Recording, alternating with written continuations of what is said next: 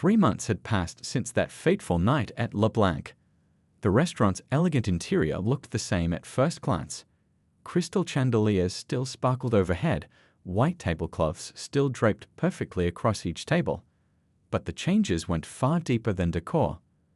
The restaurant now hummed with a different energy. The staff moved through the dining room with genuine smiles, greeting guests from all walks of life. Near the entrance, a framed pledge hung prominently. Every guest is a VIP. It wasn't just words on a wall, you could feel it in the way each person was welcomed. Behind the scenes, the kitchen staff had grown more diverse. The new sous chef, a graduate of a local culinary program, brought fresh perspectives to traditional French cuisine. His fusion specials, blending classical techniques with flavors from his hometown, had become the talk of the city's food scene. The young server who'd spoken up about her brother had been promoted to training manager. She now led orientation sessions for new staff, sharing her personal story about witnessing discrimination and finding the courage to stand against it. Every person who walks through those doors has their own story, she would tell new hires. Our job is to make their chapter here a good one. Karen's journey had taken unexpected turns. After losing her job, she'd spent weeks angry and defensive. But something changed when she received a letter from a former customer, an elderly woman who wrote about how Karen's previous kindness to her had meant so much after her husband passed away. The contrast between her capacity for compassion and her discriminatory behavior forced Karen to confront her prejudices. She enrolled in bias awareness workshops not because she had to, but because she wanted to understand. Eventually, she started sharing her story at restaurant industry seminars. "I was wrong," she would begin, her voice steady, "and it took losing everything for me to see it." Dr. Richards' impact extended far beyond that single evening. His surgical technique had already saved dozens of lives, but his experience sparked something larger. He established a mentorship program at Metropolitan Hospital, specifically reaching out to young people from underrepresented communities interested in medical careers. "Talent doesn't discriminate," he told a group of high school students touring the hospital. "Neither should we." The program provided internships, shadowing opportunities, and scholarship recommendations. Several participants had already been accepted to medical school. Le Blanc became known for more than just its food. Restaurant owners from across the country visited to learn about their transformation. Mr. Lawrence shared everything: the training materials, the hiring practices, the customer feedback systems. "This isn't about competition," he would say. "This is about making our entire industry better." The restaurant's new policies rippled through the city's dining scene. Other establishments began implementing similar changes. The Restaurant Association created an annual award for inclusive excellence, with Le Blanc serving as the model. One evening, exactly 3 months after the incident, a special dinner was held at Le Blanc. The guest list included community leaders, medical professionals, and regular customers. The man whose life Dr. Richards had saved that night attended with his family. He stood to make a toast, his voice thick with emotion. "3 months ago, I almost died in this room," he said, "but something amazing came from that night. It wasn't just about saving one life, it was about changing countless lives." He gestured to the diverse crowd filling the restaurant. "Look around. This is what real change looks like." Mr. Lawrence stepped forward, holding up his glass. "To new beginnings," he said, "and to remembering that the true measure of a fine dining establishment isn't just in its food or wine list, it's in how we treat each person who walks through our doors." As the evening wound down, Dr. Richards sat at his usual table, the best one by the window, where he now dined regularly. He watched people laughing, sharing stories, breaking bread together. The restaurant had become more than a place to eat. It had become a symbol of how one moment of confronting discrimination could spark lasting change. Outside, the city lights twinkled as new guests arrived, each greeted with genuine warmth. The host's welcome rang true and clear. "Good evening. Welcome to Le Blanc. We're so glad you're here." The next morning, Le Blanc's incident was everywhere. Local news stations parked their vans outside the restaurant, their satellite dishes reaching toward the sky like metal trees. Mr. Lawrence's phone hadn't stopped ringing since dawn. The video of Karen's treatment of Dr. Richards had gone viral overnight, with millions of views and thousands of comments. Inside his office, Mr. Lawrence sat at his desk, surrounded by papers and open laptops. His usually perfectly pressed suit looked wrinkled, evidence of the emergency meetings that had stretched late into the night. On one screen, a social media dashboard showed the trending hashtag LeBlanc discrimination. On another, emails poured in from regular customers, food critics, and civil rights organizations. "Cancel all my appointments," he told his assistant. "We need to handle this properly." He picked up a stack of papers, the restaurant's hiring policies, training manuals, and employee handbooks. Everything needed to change, and it needed to change now. In the main dining room, the morning staff huddled together, their faces serious as they watched a replay of last night's events on someone's phone. The young server who had spoken up about her brother wiped tears from her eyes. "I should have said something sooner," she whispered. "I've seen Karen do this before, just never this badly." The door chimed as a distinguished-looking woman entered the restaurant. She introduced herself as the head of the city's restaurant association. "We're here to help," she said firmly. "But changes need to be made. Real ones, not just a public apology and moving on." Mr. Lawrence nodded, leading her to his office. "I've already drafted new policies," he said, gesturing to the papers on his desk. "But I want to do more than that. I want to make LeBlanc a model for other restaurants." Throughout the day, more people arrived: diversity consultants, HR specialists, civil rights advocates. The restaurant's elegant dining room transformed into a workshop space, with presentations about unconscious bias and cultural sensitivity playing on screens that usually showed wine lists. Karen had been suspended immediately after the incident. Now, sitting in her apartment, she watched her phone light up with notifications. Her face appeared on news websites, social media posts, and restaurant review sites. Some of her regular customers, people she'd served for years, shared stories of how they'd witnessed similar behavior but had stayed quiet. Back at the restaurant, Mr. Lawrence announced the changes to his staff. "Starting today, we're implementing mandatory sensitivity training for all employees. We're revising our hiring practices to ensure diversity at all levels, and we're creating a zero-tolerance policy for any form of discrimination." The young server raised her hand. "What about our regular customers who act like Karen did? Some of them make comments too." Mr. Lawrence's face hardened with determination.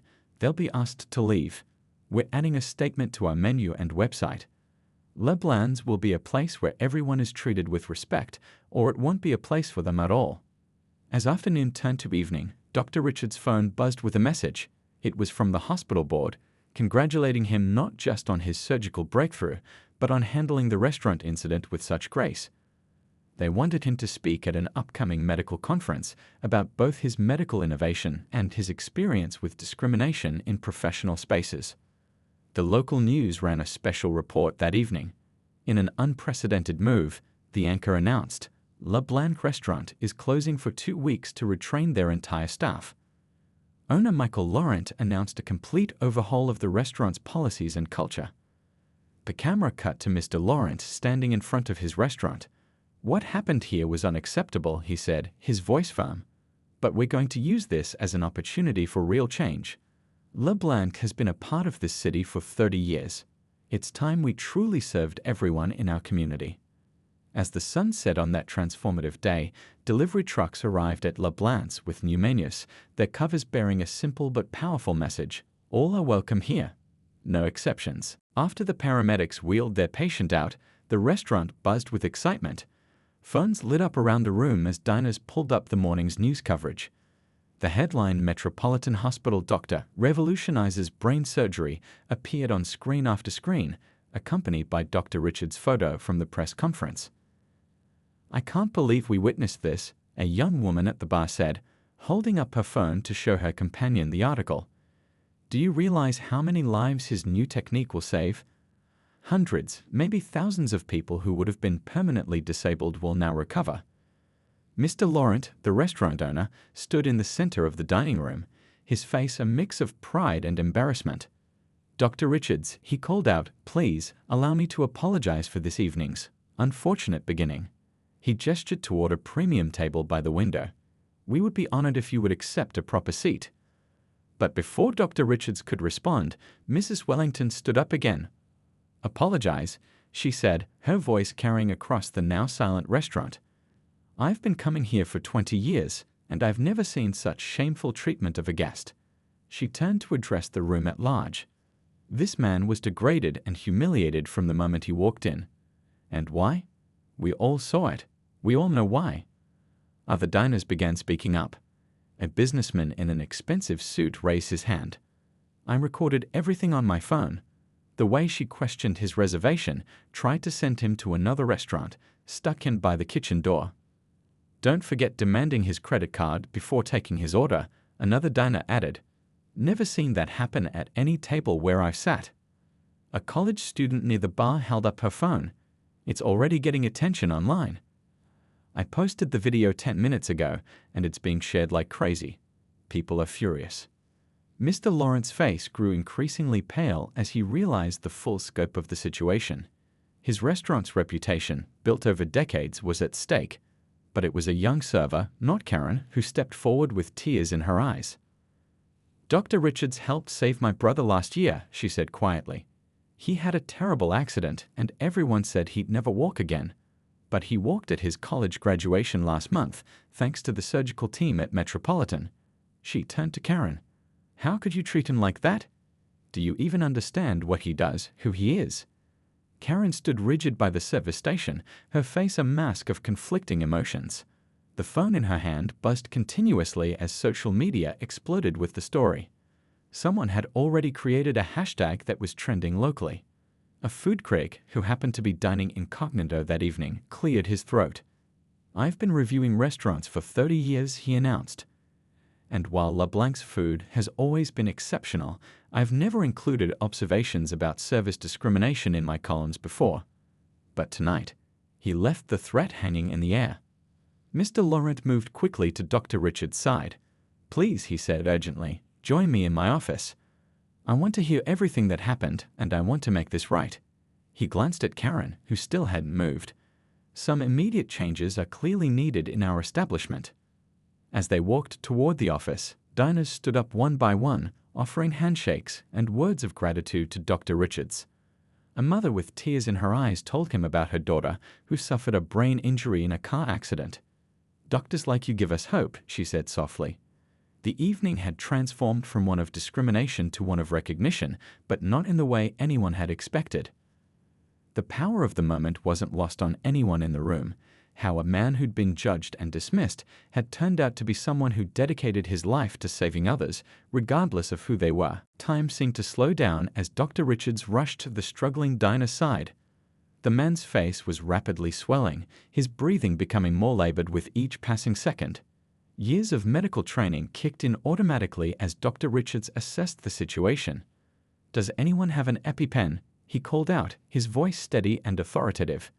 The dining room had fallen completely silent except for the man's desperate gasps for air. Karen still stood frozen, her phone forgotten in her hand. "I'm a doctor," he announced, kneeling beside the patient. "Sir, can you hear me? Are you allergic to anything?" The man's companion, an elderly woman with trembling hands, spoke up. "Shellfish. He's allergic to shellfish. We didn't know the sauce had." Dr. Richards spotted the half-eaten seafood bisque on the table. "Where's your first aid kit?" he asked, looking directly at Karen. When she didn't respond, another server rushed to the kitchen and returned with the kit. Opening it quickly, Dr. Richards found what he needed, an emergency EpiPen. "I'm going to help you," he told the patient calmly. "This is epinephrine. It will help you breathe." With practiced movements, he administered the injection through the man's pants into his thigh. The effect was almost immediate. The man's breathing began to ease, though his face remained swollen. Dr. Richards kept 2 fingers on his pulse, counting silently. "Someone time this," he instructed. "We may need a second dose in 15 minutes if emergency services haven't arrived." Mrs. Wellington, who had witnessed everything from her nearby table, spoke up. "I know you. You're Dr. Richards from Metropolitan Hospital. I saw you on the morning news today. You developed that new surgical technique for brain trauma patients." Other diners began murmuring, recognition dawning on their faces. A young man held up his phone, showing a news article with Dr. Richards' photo. "Look, it's him. He just saved thousands of lives with his research."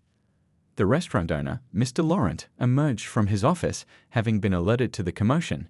He took in the scene, the medical emergency, the gathered crowd, and Karen, standing off to the side, had a face a mix of emotions. "The ambulance is 3 minutes out," someone called from the front of the restaurant. Dr. Richards nodded, still focused entirely on his patient. "Your color's improving," he said encouragingly to the man, who was now breathing more easily. "But we'll get you checked out properly at the hospital. These reactions can sometimes have a second wave." The patient's companion grabbed Dr. Richards' free hand. "Thank you," she said, tears in her eyes. "If you hadn't been here." "He wouldn't have been here at all if someone had their way," Mrs. Wellington said pointedly, looking directly at Karen. Several other diners nodded in agreement. A businessman from a corner table stepped forward. "I saw everything from the moment he arrived. The way she treated him was disgraceful. I've already sent the video to the local news." The sound of approaching sirens filled the air, just as Mr. Laurent made his way through the crowd. He looked from Dr. Richards to Karen, his expression grave. "Doctor," he said, "I believe we need to have a conversation about what happened here tonight. But first, please, let me assist with the paramedics."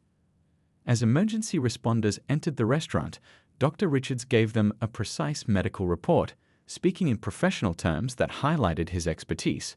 Karen, still standing at the edge of the scene, watched as the doctor she had tried to humiliate handled the emergency with grace and skill that commanded respect from everyone in the room. Karen finally led Dr. Richards to a table tucked away in the darkest corner of the restaurant, far from the windows and the regular clientele. The spot was right next to the kitchen doors, where servers bustled in and out with steaming plates and dirty dishes. The constant swinging of the doors sent bursts of hot air and kitchen noise washing over the table. "This is the only available spot," she said, dropping the menu on the table rather than handing it to him. A few diners at nearby tables exchanged knowing glances, clearly aware of what was happening. Dr. Richards sat down, straightened his napkin, and opened the menu with steady hands. He'd faced far more stressful situations in the operating room. Still, he couldn't help but notice how Karen hovered impatiently, tapping her pen against her notepad. "Our specials tonight are," she started, speaking so quickly that the words blurred together. Before Dr. Richards could ask her to repeat anything, she cut in, "That you might want to look at the prices first. The chef doesn't do substitutions or half portions." "I understand," Dr. Richards replied calmly. "I'd like to start with the French onion soup, followed by the duck confit, and perhaps you could recommend a wine pairing." Karen's lips pressed into a thin line. "The wines start at $200 per bottle." She emphasized each word as if speaking to someone who didn't understand basic numbers. "That won't be a problem," he said. "I'm celebrating a professional achievement today." "Right," Karen said, making no move to discuss wine options. "I'll need to see your credit card first. Restaurant policy for certain tables." An older gentleman at the next table lowered his wine glass with a sharp clink. "Policy," he interrupted. "I've been dining here twice a month for 15 years. I've never had to show my card before ordering." Karen's face flushed, but she stood her ground.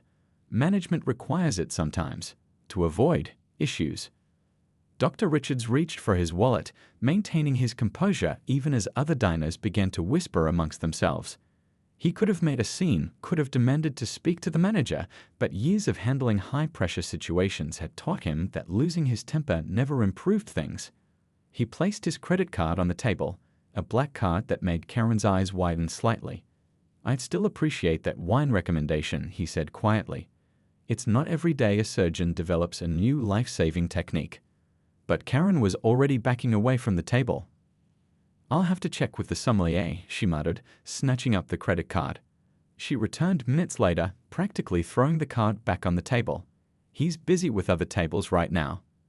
As she walked away, Dr. Richards noticed her stopping at other tables, chatting warmly with guests, offering detailed descriptions of specials and wine pairings.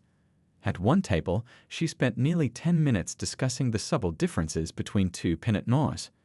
When she finally returned to take his order, her pen barely touched her notepad before a commotion erupted 3 tables over. A woman's voice cried out in panic, "Help! Someone please help!" Dr. Richards turned toward the sound, his surgeon's instincts already kicking in. A man was slumped over in his chair, his face rapidly swelling, gasping for air. His dining companion was frantically digging through a purse, likely searching for an EpiPen. Karen stood frozen, her notepad dangling uselessly from her fingers. The other diners watched in horror as the situation unfolded.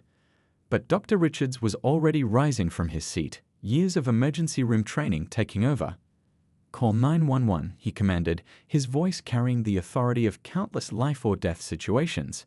As he moved toward the struggling diner, he couldn't help but notice Karen still hadn't moved, her face a mask of uncertainty and confusion. The next few moments would transform an evening of subtle discrimination into something none of the restaurant's patrons would ever forget. The moment Dr. Richards stepped through LeBlanc's heavy oak doors, the warmth of the restaurant wrapped around him like a blanket. Soft jazz played in the background, mixing with the gentle clink of silverware and murmur of conversation. The hostess stand, a beautiful piece of carved mahogany, stood empty for just a moment before Karen Mitchell strode forward, her heels clicking against the marble floor. She wore the restaurant's signature black uniform with a crisp white apron, her badge gleaming under the chandelier light. Her welcoming smile flickered for just a second as she looked up from her tablet to see Dr. Richards standing there in his charcoal gray suit.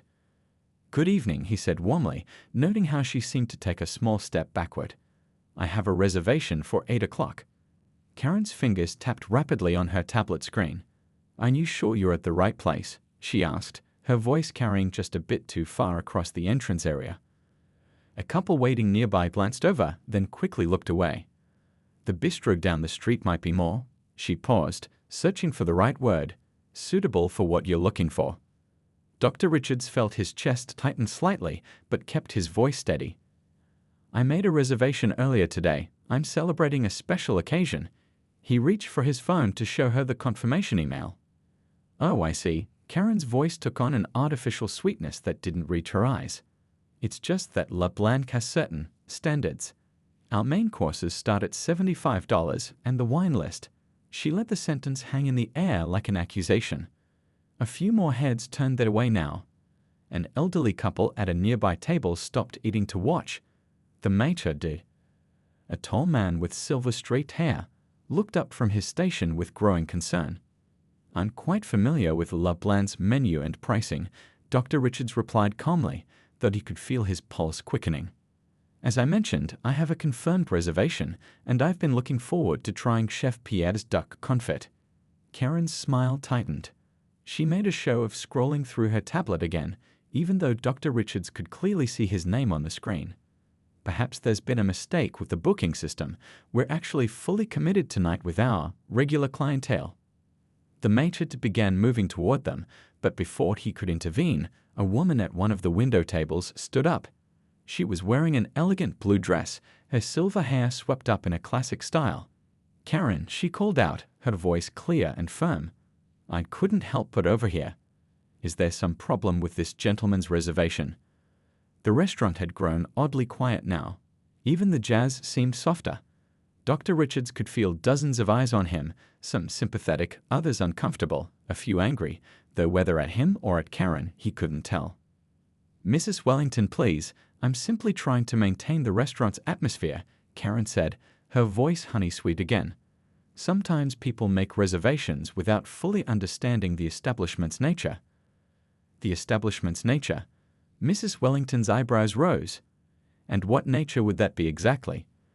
Before Karen could respond, Dr. Richards pulled out his hospital ID card along with his credit card. "I understand perfectly well what kind of establishment Le Blanc is," he said, his voice clear but not loud. "I'm a neurosurgeon at Metropolitan Hospital, and I made this reservation to celebrate performing a groundbreaking surgery today. Now, would you prefer to seat me, or should I ask the maitre d' to explain why I'm being denied service despite having a confirmed reservation?" The silence in the restaurant had become thick enough to cut with one of Le Blanc's expensive steak knives. Karen's face went through a rapid series of expressions: surprise, embarrassment, and something that might have been shame, but quickly hardened into defiance. She opened her mouth to speak, but at that moment, a commotion from the back of the restaurant would change the entire evening's trajectory. The evening sun cast long shadows across the city skyline as Dr. Richards checked his phone one more time. His fingers hovered over the screen before making the reservation at Le Blanc's, one of the most exclusive French restaurants in town. He'd been saving this moment for something special, and today was definitely that day. Just hours earlier, he'd completed a surgery that would change lives. After 3 years of research and countless hours in the operating room, he'd successfully performed a new technique that could help patients recover from severe brain injuries. The team's celebration in the hospital break room had been nice, but he wanted something more meaningful to mark this milestone. Le Blanc's wasn't just any restaurant. With its crystal chandeliers and vintage wine collection, it was the kind of place where celebrities and business moguls came to dine. The kind of place where a table booking usually required weeks of waiting, unless you knew somebody who knew somebody. When the booking confirmation came through for 8 p.m. that evening, Dr. Richards couldn't help but smile. He'd heard so much about Chef Pierre's famous duck confit and the chocolate soufflé that food critics couldn't stop raving about. The reviews online were filled with photos of perfectly plated dishes that looked more like art than food. In the hospital locker room, he changed out of his scrubs and into the charcoal gray suit he'd brought specially for the occasion. His colleague, Dr. Chen, poked his head in. "Big plans for tonight?" "Treating myself to dinner at Le Blanc's," Dr. Richards replied, adjusting his tie. Dr. Chen whistled. "Fancy, you deserve it after today's surgery. The way you handled that procedure, man, you're going to be in medical journals for this one." As Dr. Richards gathered his things, his phone buzzed. It was the restaurant again, confirming his reservation. The message was from someone named Karen Mitchell, who would be his server for the evening. She asked about any dietary restrictions or special requests. He replied politely, mentioning only that he was celebrating a special occasion. The drive to Le Blanc took him through the heart of downtown. Street lights were just starting to flicker on, and the early evening crowd was filling the sidewalks. He found himself wondering about the other diners he'd meet tonight. Would they be celebrating something too? Would they swap stories over wine and dessert, the way people often did in places like this? Pulling up to the restaurant's valet service, Dr. Richards took a deep breath. The limestone building stood proud against the darkening sky, its brass fixtures gleaming in the light of antique lanterns. Through the tall windows, he could see white tablecloths and sparkling glasses, each table its own little island of warmth and conversation. What he didn't know was that inside those elegant walls, his server Karen Mitchell was already making assumptions about the name on her reservation list. She was scanning the evening's bookings, her lips pursing slightly as she reached his name. In her 15 years of working at upscale restaurants, she'd developed what she called a sixth sense about guests, though others might call it something far less flattering. Little did either of them know that this ordinary reservation was about to set in motion an evening that would change not just their lives, but the lives of everyone present in the restaurant that night.